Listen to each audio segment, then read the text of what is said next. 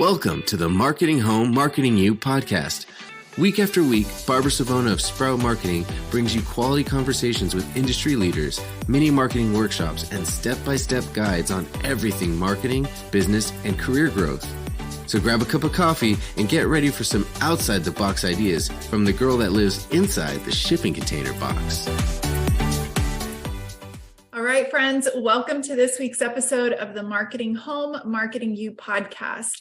My host today is Mike Brewer, COO of the Radco Company and longtime podcast host of Multifamily Collective, or like we like to call him, the OG of multifamily podcasting. Welcome, Mike. Thank you, Barbara. I really appreciate being on. I'm so excited. I've gotten to be on your podcast, and it has been a long time goal of mine to have you on mine. So today we're finally going to have this conversation. I'm excited. So for those that don't know, can you just share a little bit about your role and maybe the day-to-day of what a day looks like for you? Yeah, certainly. So I am the Chief Operating Officer at the Radco Companies, and the Radco Companies has both an investment division and operating division. We also have some companies underneath that, like construction and others. But day in the life of Mike, let's see. I am running generally from office to office, or in, say, the last 2 years, from video conference to video conference to video conference. Generally putting out fires and or anticipating where we might be going off the rails as a business and putting policy procedure in place so that we don't do that. So I consider myself sort of counselor slash project manager slash forecaster in a way. Okay, that's great. I was thinking like professional problem solver, because there you go. Goodness, you are like kind of dealing with current situations, but you're always also keeping one foot, one eye on the future potential for risk as well. Is that right?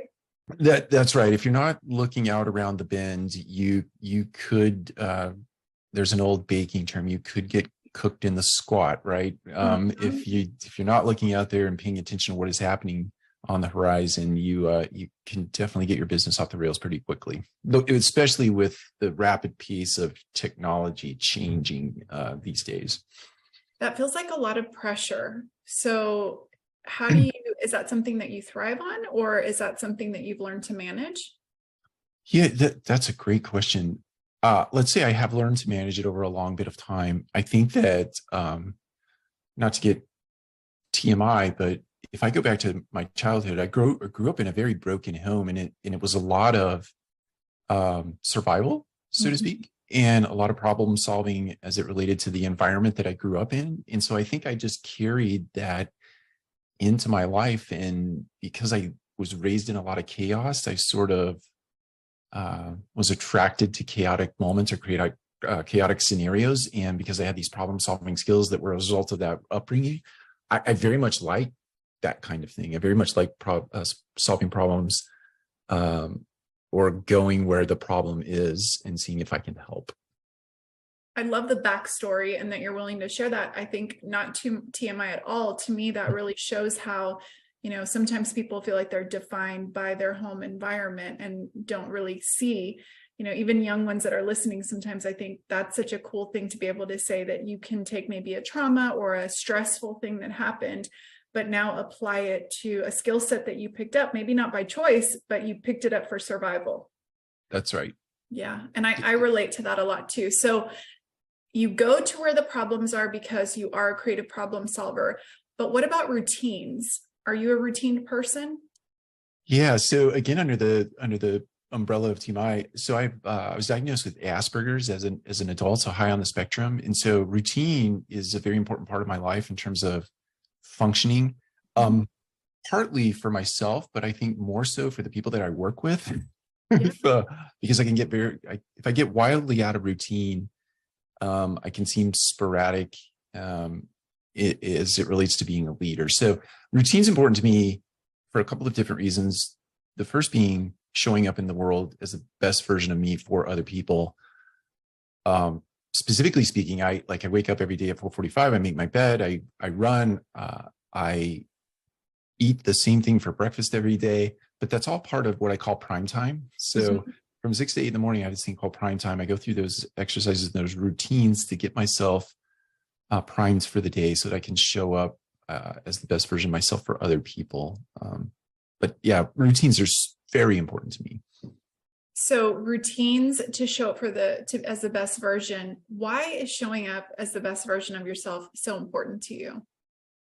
So I've seen the alternative, right? When I've not shown up as my best self for my children, my wife, the people that I work with, and it's the downside of that is pretty dramatic.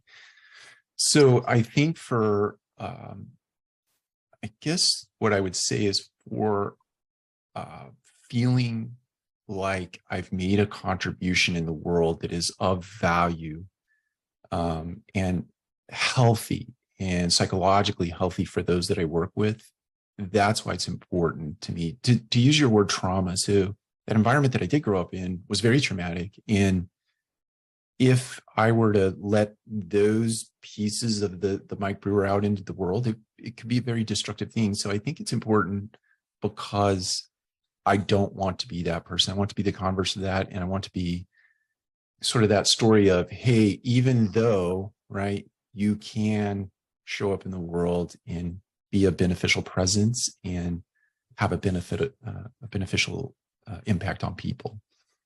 That's beautiful. So the thought that I just kind of gleaned from that is that it is a choice, and you're making a choice. That routine, it might sound frivolous to somebody else, or it may not seem like such a big deal, but for you, that's a critical component of making a choice to be the person that you want to show up. And that's huge for the identity of the Mike Brewer that you want to be known as. And I think that's really incredible. And I hope that what people get from that is that it is a choice, right? So even if you're in a situation right now where you don't love your leader or you don't respect where you're working, what you do the next minute, the next hour is always a choice. That's right. That brought to mind a quote from Viktor Frankl.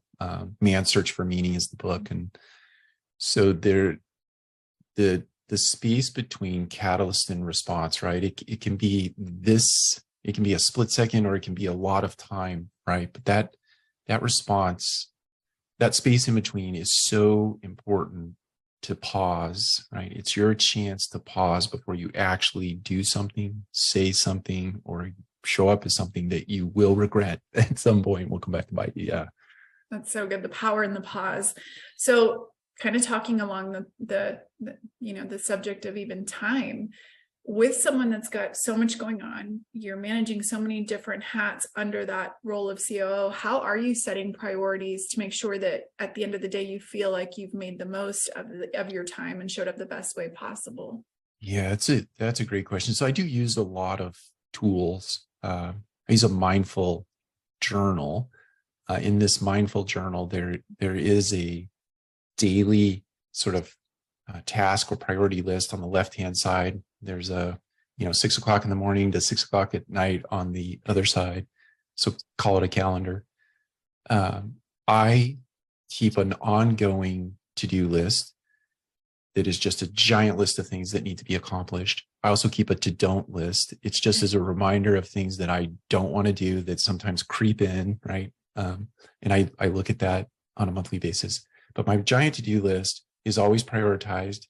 I generally do that every Sunday night, and I pick off the top 15 things that need to be accomplished during the week.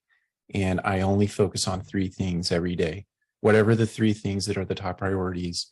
In order for me to feel accomplished at the end of the day, I have to tackle those 3 things. Therefore, those 3 things get set at the top of the calendar.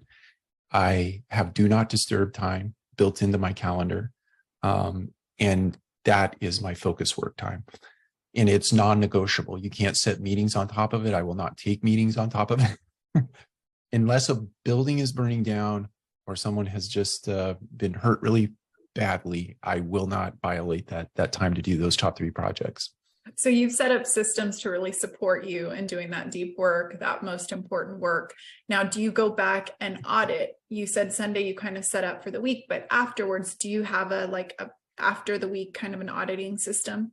So that auditing system is built into one of my daily routines, which is every night. So every morning I journal, but every night I ask myself, I do two things. One, I ask myself, what did I learn today? And so the audit is really built into the question, right? What did I do today? Or what did I learn today, rather? So I think back through the day and I literally write down. So at the end of the year, I have 365 lessons that I've taught myself through experience, mostly some mistakes that I made during the course of the year. And I try to create better behaviors through better systems or processes or disciplines or routine. The other thing that I do is gratitude journaling is a huge thing for me. So I write down at least 3 things every day without fail, things that I've been grateful for during the day. So I can critique myself and then I can be grateful for things. What a great counterbalance. That is such a good way to kind of do it. So curiosity just is getting the best of me. Have you always been a journaler, or is this something that you picked up recently? Yeah, so this dates back to, I think I was 23 or 24 years old when I started. I'm 51 today. So I've got 20, whatever the math is. I wasn't great at math. Whatever the math is, I've been journaling that long, pretty religiously. And how important is it getting your thoughts on paper? Pen to paper. So I tried journaling and like typing it into an app and those sorts of things. I can't do it. So I think that's the gist of your question. Pen to paper is super important, and doing it in the morning and at night are very important as well. It's very cathartic, isn't it? Just to like see your thoughts come out on paper and almost like they can rest there.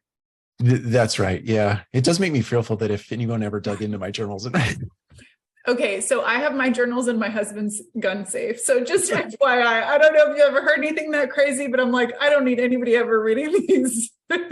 No. I'll have to plead ignorance if anyone ever gets a hold of those things. I'll plead ignorance. Exactly. It's not my handwriting. I don't know. Exactly. Who wrote this? So how do you then, right now, I know we talked just a little bit off camera, your company is in a time of rapid growth. So I'm sure things just start to get crazy. How do you deal with times of rapid growth in your role? Yeah, so I think the most important principle that you have to put in place in an organization, and it's something that we've learned the hard way, you have to invest in growth. And the investment in growth is mostly in the way of human resource, right? Bringing in the right talent. But most of the time when you're in growth mode, you're working from behind, right? Oh my goodness, we're taking on 10 deals. We better go out and get a regional. We better get 2. We better get, right? And you're just doing it from behind and rushed. And you end up sometimes making hiring decisions that aren't the best.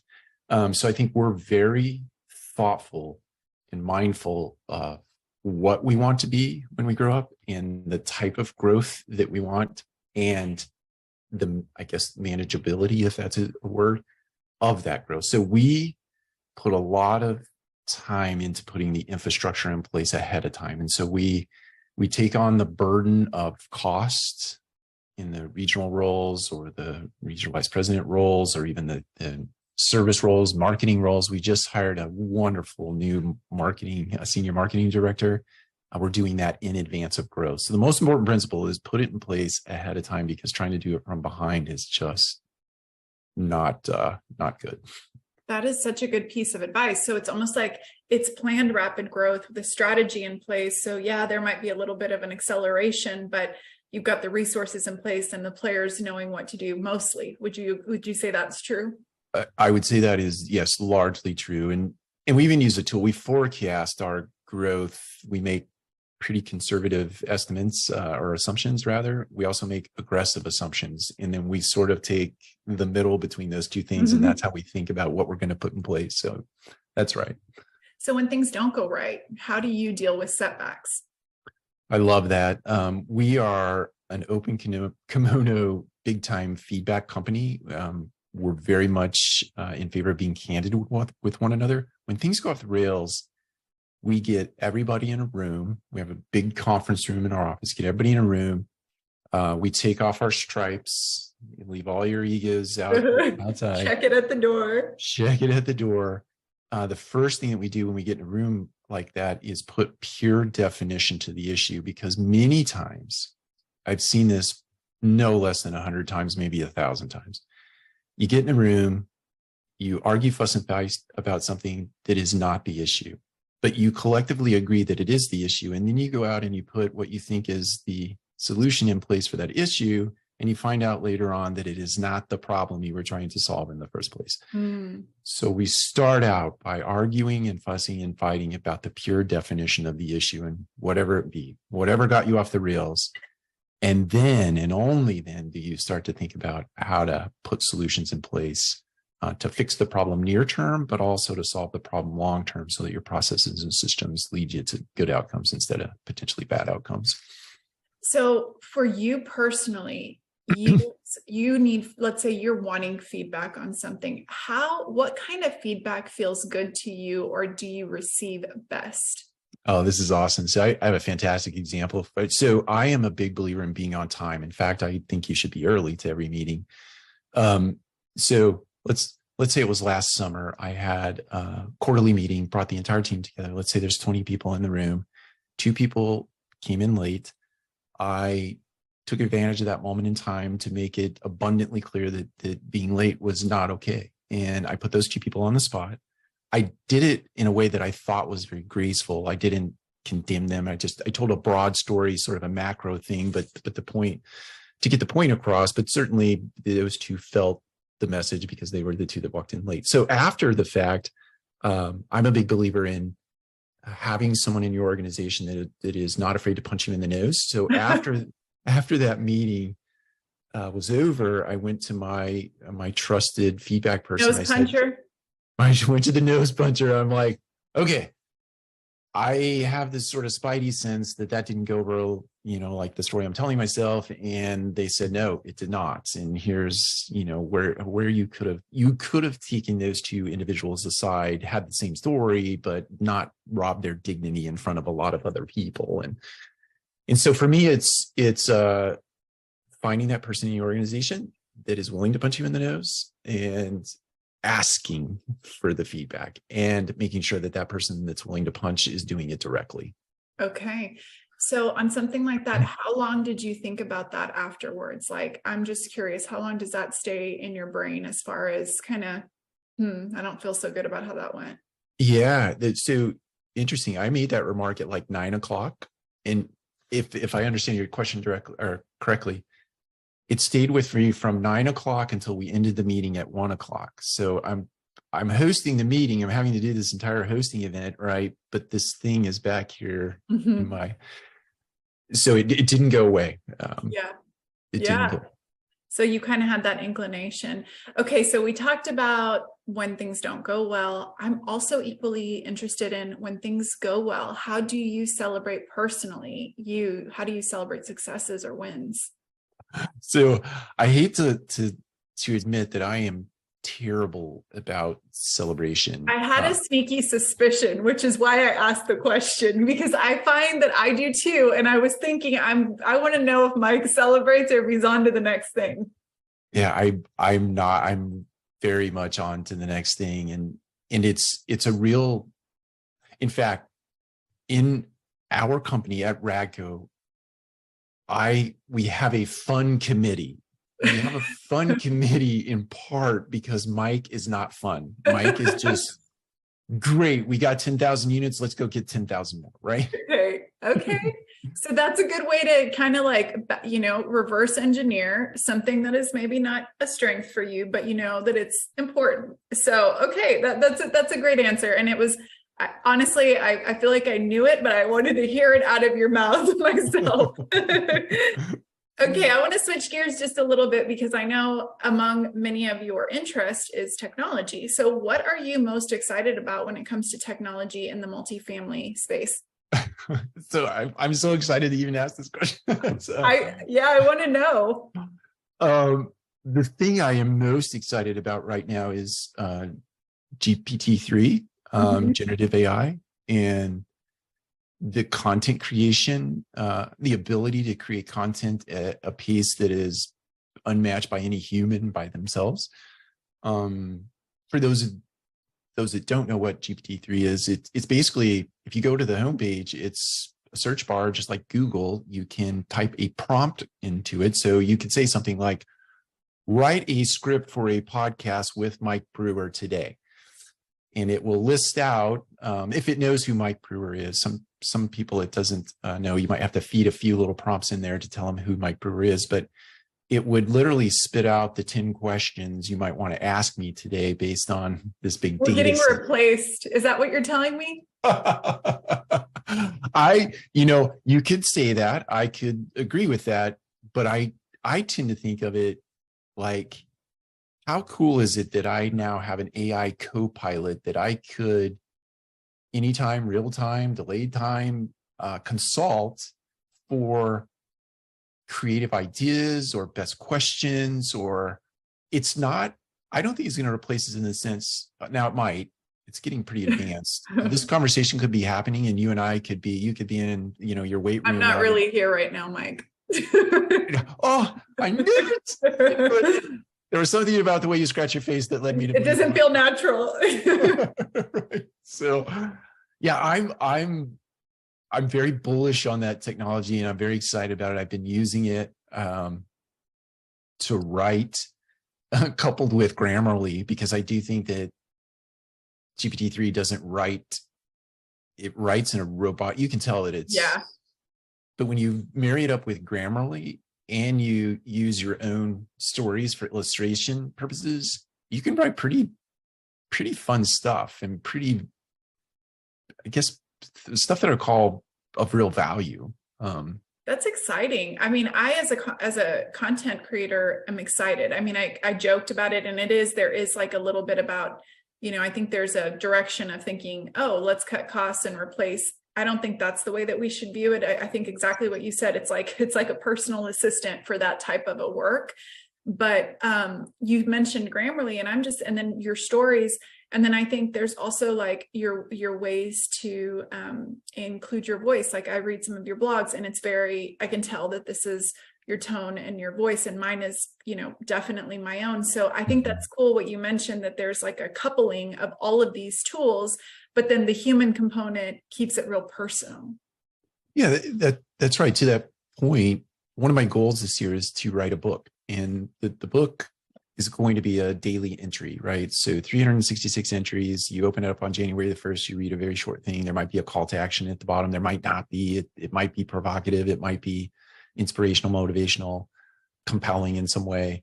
And I've decided that it's going to be sort of a co-authored book, me, the AI, and then Sharon Coffin, who's part of the Multifamily Collective, would be, she's great at editing and writing and things of that nature. So it'll be a collaborative effort between technology and two humans to get this book out into the world. That would be so cool. So this is your project for this year. It is. Yeah. I'm trying to get all the entries written by March the 31st. I'm writing 4 a day, and it's only because of the AI that I'm able to produce that kind of volume. So I'm calling it the crappy first draft, right? So yeah, the 4 that I'm writing in the morning are the 4 crappy first drafts that'll ultimately be 366, but then we'll start to work with that and try to get it done by the end of the year. Okay, I want to come back to that in a minute when I talk about your practice of your blog writing. But for now, I want to move on. So I got your thoughts on technology. I'm curious about a trend that we're seeing, all over, let's say LinkedIn, but really everywhere, of personal branding. What are your thoughts on it? Wow, I've been all over the board over the years about personal branding. This dates back to probably 2005, 6, 7, when blog was kind of like, sounded like you were clearing your throat, not really that's an article on the internet. So I thought back then, and I'm a big fan of Tom Peters, who is a management and leadership guru. Mm-hmm. And he was into personal branding like way back. He's the guy with the exclamation point, right? Yeah. So, yeah, and he's very bombastic and very opinionated, but he lectures all over the world on personal brand. I think it's highly valuable if it's done in a tasteful way. And I think there are personal brands out in the world that, who knows? I imagine that there's an audience for everybody. Yeah. but I think personal branding is important today in business, because your influence and your personal brand can really help an organization. You can leverage your personal brand in an organization. So if I have 25,000 followers on LinkedIn or any other channel for that matter, and I show up at a Radco with that kind of influence, my imagination tells me that I can really impact the business, if done in a thoughtful way, in a very good way, by drawing in talent or drawing in property assignments or subject matter expertise that might not be a part of the company but should be. So I think I fall on the side of the fence that personal brand is important. You should build it, but you should do it in a thoughtful way that's not off-putting, at least in the business. What turns you off with personal branding that you've seen? I think, try to say this in the kindest sense. So when I think about the sort of the Kardashian version of this, or the reality TV version of a personal brand, the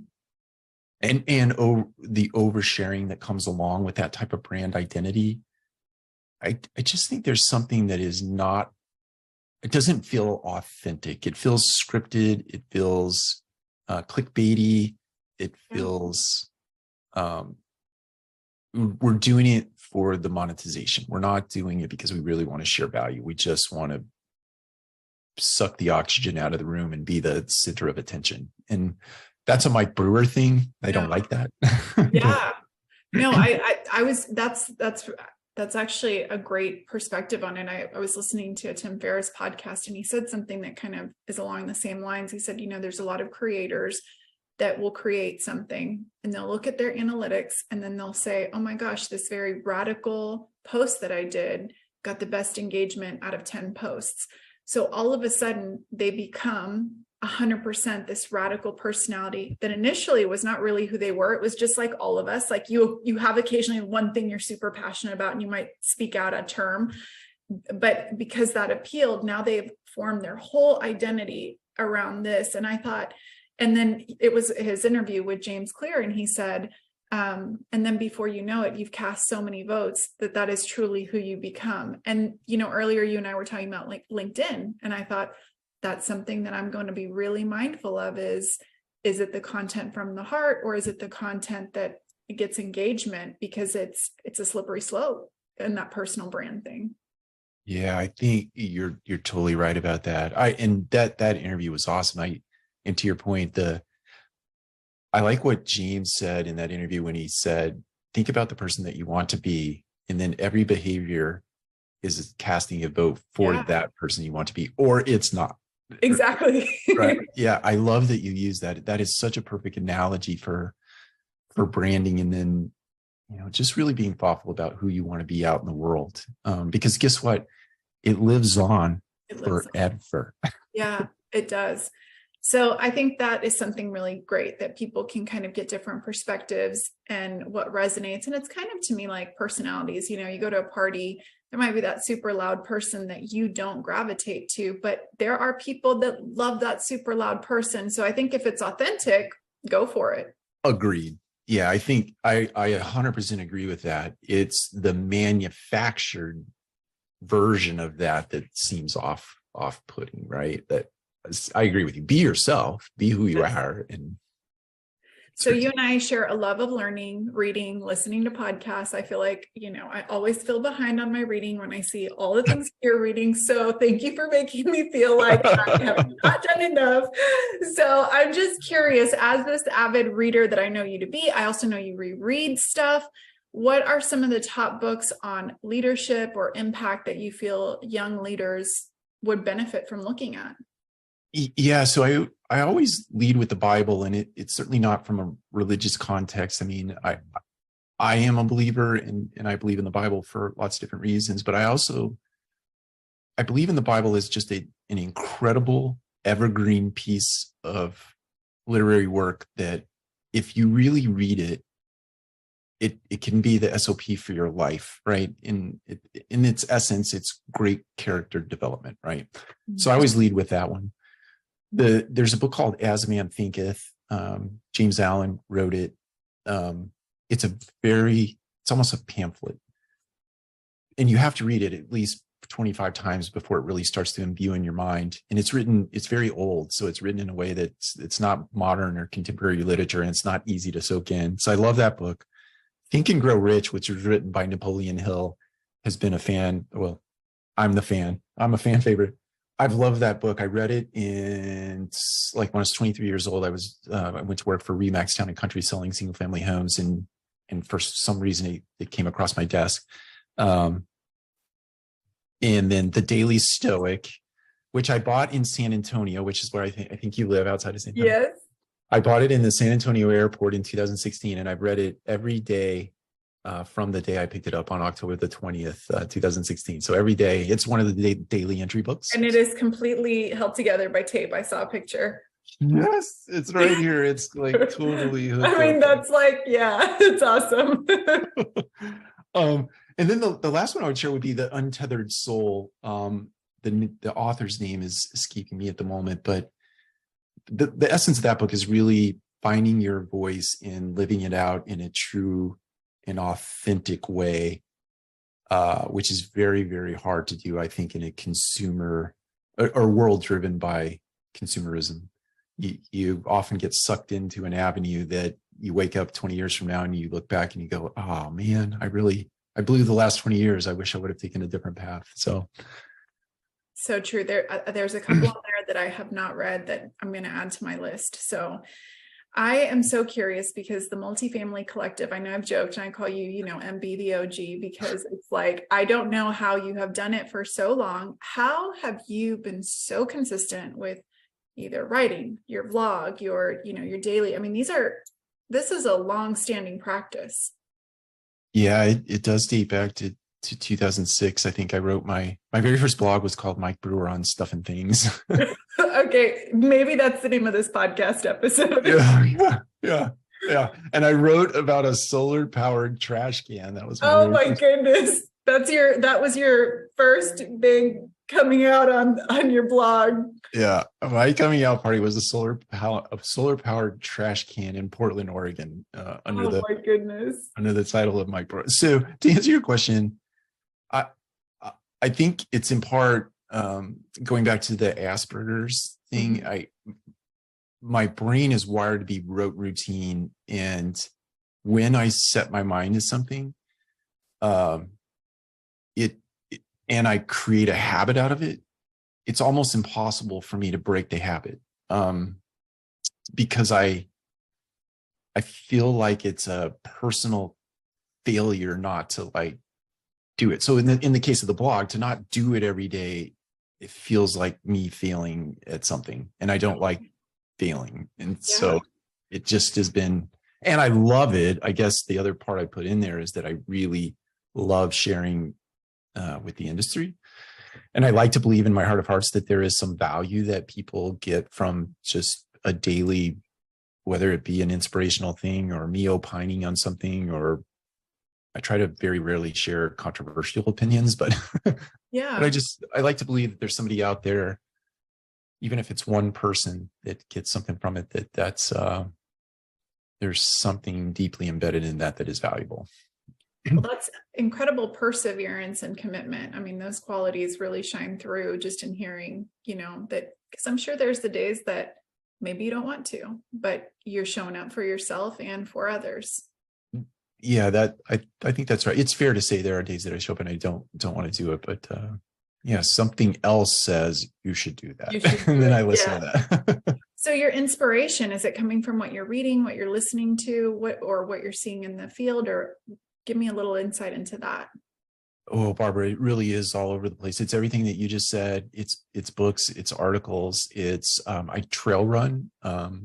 So a lot of times my ideas come when I'm out on the trail running. They just pop in there. And do you stop and jot them down somewhere? What's your process? No. So the answer to that question is no. There have been times when, if I can remember it, because many times those things, as fast as they fly in, they fly out. Yeah. But there have been times that after a run, if it's hung on the entire time, I will stop and literally do a little video thing with myself, which I do publish sometimes, but other times it's just a prompt for me to go back and sit down with and noodle over before I put something out into the world. Okay. Very cool. So, you know, some of the posts that I've loved over the years, you actually hit on a recent one when you talked about diseased sheep in an organization. And I loved it because you referenced, you know, a lot of times people hear about the apple that spoils the bunch, but you talked about it as a diseased sheep. And you know, how, for you, what qualities would you see in a team, an employee, that you would think, okay, there's not a lot of coming back from that? Yeah, that is a great question. Trying to think about the most diplomatic way to answer that. I want the unfiltered version. I think when you see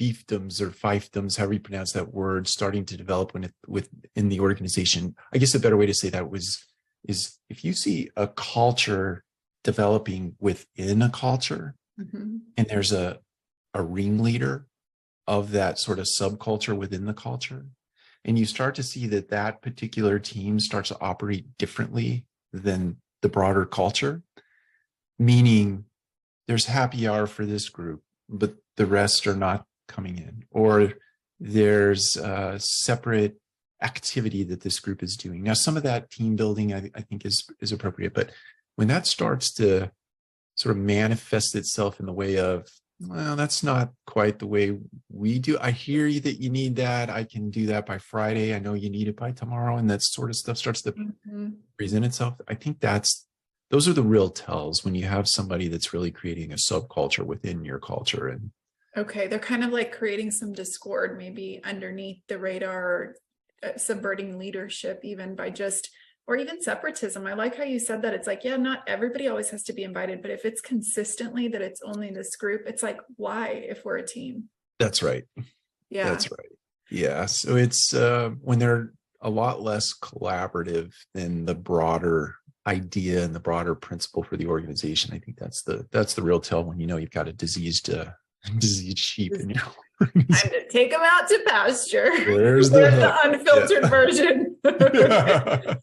Okay, you also talk a lot about critical thinking, and it seems to me I've seen that theme come up in a lot of your content. And how would someone develop that if they don't consider themselves maybe a critical thinker naturally? So I have learned, I didn't come into the business world as a creative thinker. It was more, critical thinker.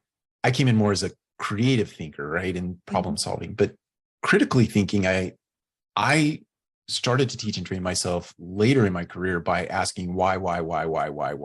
Right. There's a 5 why principle. And so if somebody asks you for a report and you just give them the data, you've done nothing for yourself in the way of thinking critically. But if they ask you for a report and you simply say, well, why are you looking for that? Or what are you looking for, right? And you understand how another person thinks about that, that's sort of a little rep that you can do to start the creative muscle to build, right? And then the next time that person asks you for the report, you might be able to go a little bit deeper. Oh, I know you're asking for this reason, traffic trends or closing trends, but I also took the time to think about XYZ. In case that's valuable to you, here you go. Or let's use a budget example. If an analyst is looking at a budget or an actual comes in and the water bill is $50,000, but it's normally trending at $25,000, just passing the report on without going, what's going on? Wait a minute, right? So it's just being really mindful and really training yourself to ask extra questions and ask why to get yourself in sort of a creative or a critical thinking muscle building mode. Yeah. And I love that you said even just emulating others, like seeing how they think, following a critical thinker and seeing, okay, what's the thought process? If this always follows this specific, next time I don't need to wait for them to point me in that direction. So I like that it feels like it's a skill you can develop, even if it doesn't come naturally initially. That's right. Yeah. I think it's very easy to build. And I think it's always, the other thing I would add,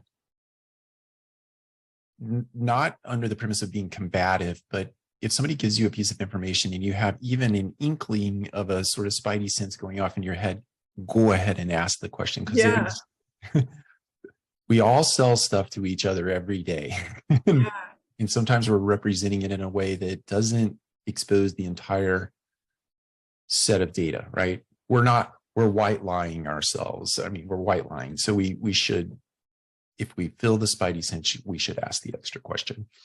Good tip there. So as we're wrapping up, I just have a couple more questions. I think about the property managers that listen to this podcast. And sometimes when I have a CEO or a COO, I don't want them ever to feel disconnected from the podcast, because initially that was the audience that I started, and it's expanded. I want everybody to enjoy it, but I have such a, I've had that love for the property manager. I know how much they go through. So as an operator, what advice would you give to property managers, or what's something you wish that they knew or heard more of?